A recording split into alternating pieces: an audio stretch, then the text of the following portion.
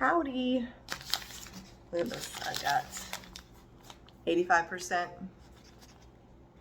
grass-fed ground beef. I am eating, it's not a full pound today. It's fine because I'm going to more than make up for that with some raw goat cheese cheddar and some raw butter later.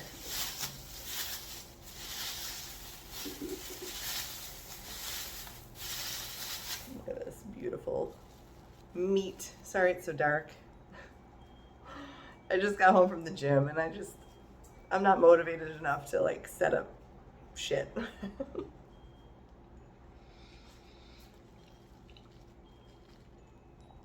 I found that happiness doesn't lie in perfection. I guess that somebody watching this could be like, oh, she's so unprofessional. She doesn't know what she's talking about. Look at the quality of her video. But that kind of argument really doesn't make sense.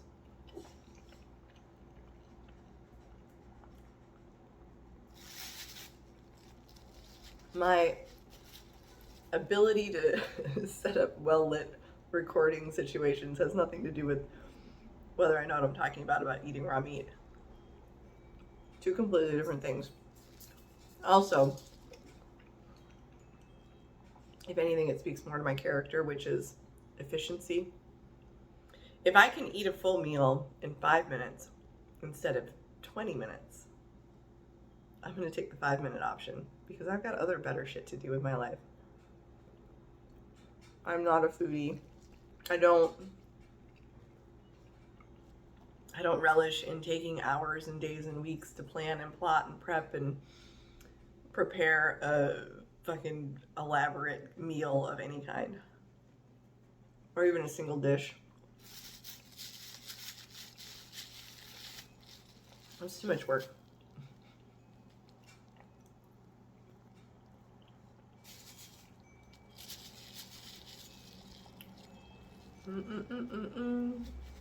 Had an amazing workout. I think my volume today was around 67,000 pounds. Leg day. And I'm doing this 5x15 programming I set up.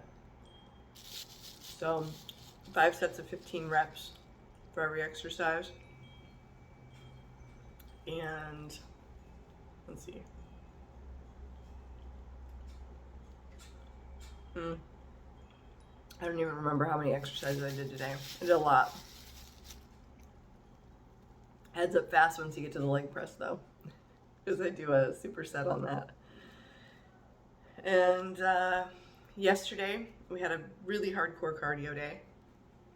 So about 2 hours and 20 minutes on the cycle doing intervals for, I think it calculated something like 850 calories of work. I never know how accurate those are though. So mostly I just use them as a reference to each other. Like, did I do more workout or did I do more work this workout than the last one? Instead of trying to use it to determine like, oh, do I need to eat more calories or whatever. I'm still on the fence about whether calories in, calories out is accurate. I think it's far more complex than that, but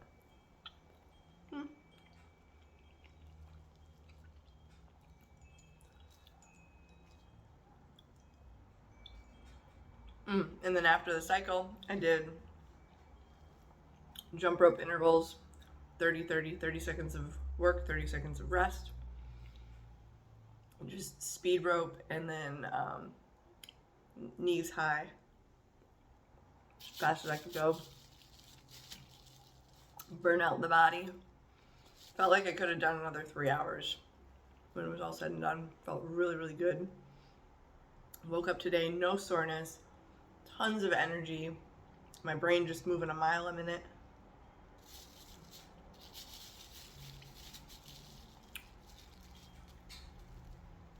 Check my ketones. I'm not in nutritional ketosis, but my ketones are slightly higher than the usual baseline. So this morning it was 0.9. Usually I hover around 0.7.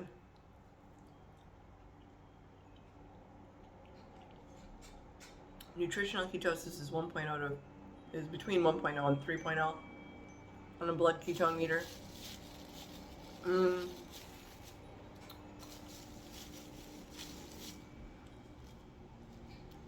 I might have dipped into ketosis with my workout today because I worked out fasted, which I definitely prefer.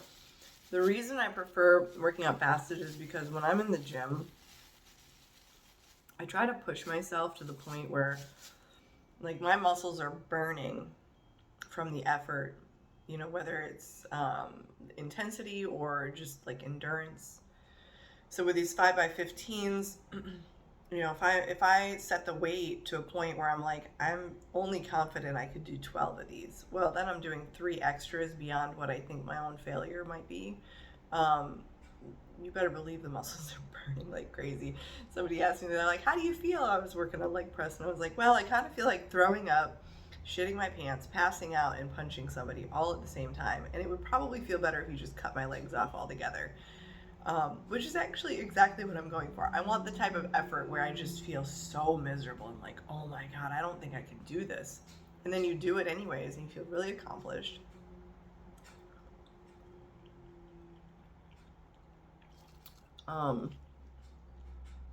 And for people who hear me describe that and think it sounds miserable and oh my God, why would I ever do that to myself?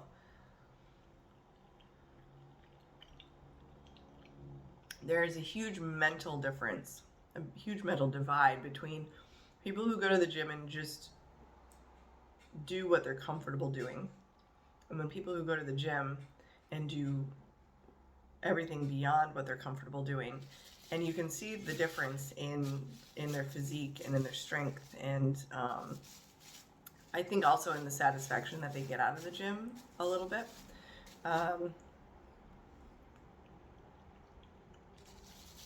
Just my own observations. So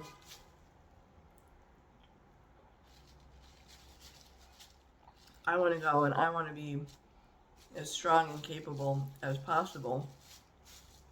I also want to be very flexible. So you'll see me after a workout, I'll stretch for 30 minutes to an hour after every single workout without failure. I never leave the gym without stretching. Never, ever, ever.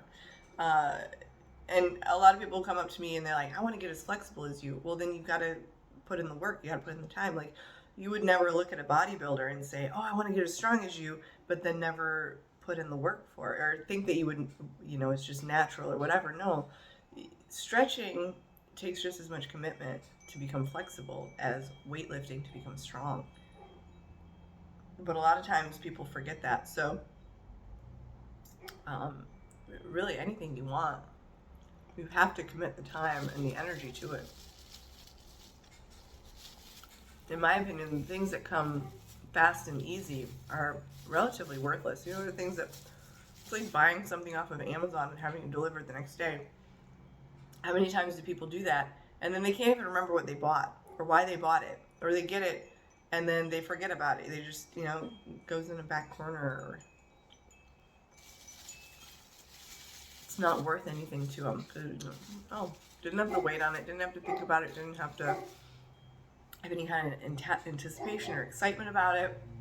No delay, just instant gratification.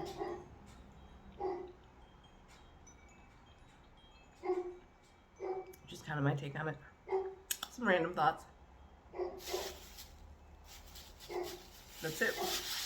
There's no dishes to clean. It's amazing.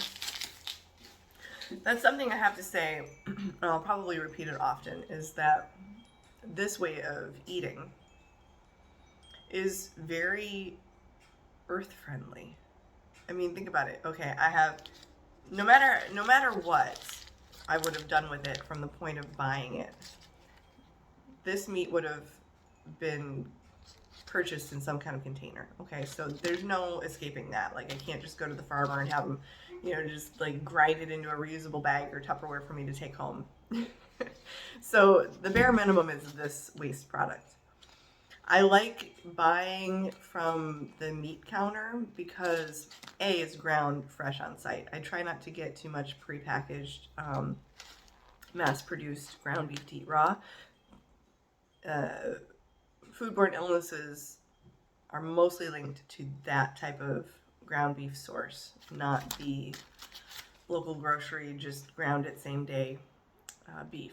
So I try to get it from behind the meat counter, and not just because of that, but also because it comes in these paper ones. I mean, yeah, they use a piece of plastic as, you know, the liner for it, but it doesn't have a styrofoam tray. And there's no diaper, which is the little moisture absorber that they usually put underneath a packet of meat.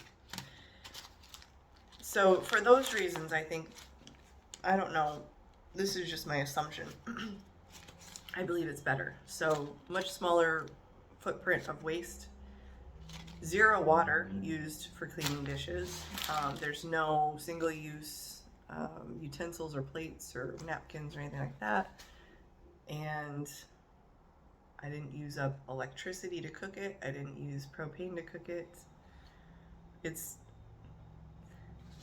kind of a subversive way to live, you know, because how can somebody control too much of what you do when you aren't relying on a water source or an electric source? You know, things of that nature, regardless of how you choose to live. I just think it's a very interesting thing to think about.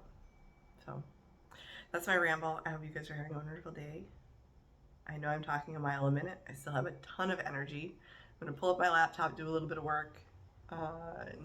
Later I'm going to eat some goat cheese, some goat cheddar with butter. I eat it 50-50 ratio, so I eat just as much butter as cheddar with every bite. And if that sounds disgusting, I don't know, maybe just try it. I don't know. What do you have to lose? Do something weird. See you guys later.